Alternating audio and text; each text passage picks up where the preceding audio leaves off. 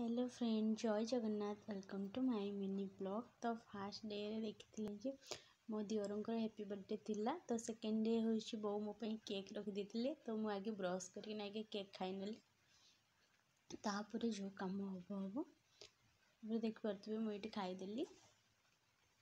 तापर होइछि संध्या बेल को आसीथिला आम पई मो हस्बैंड आनथिले चाट आनथिले आ गुपचुप नै के आस्थिले।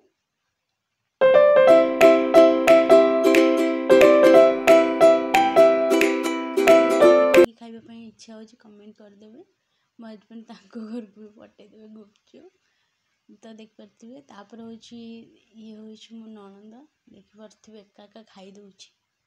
तापर आसीगला मो पाली देखुवे मु खाइला बेले क्या अनाइनी।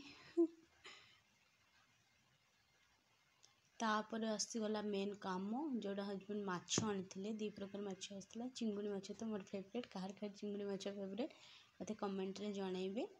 तो एबे बोऊ मु मिसिकी माछर काति चढ़ेले। बोऊ हो चिंगुड़ी माछ सफा करछंती देखि पारथिबे। आ काहाको चिंगुड़ी माछ खाइबा को भल लागे से कमेंट करदेबे। देखते बोऊ हो सफा कर सारानी चिंगुड़ी माछ। मोर एठी काम चलची। तापर माछ भजा भी हो गलानी। आ मुझे तरकारी करती फुलकोबी आलू माछ झोल। बो करते चिंगड़ी पतुआ।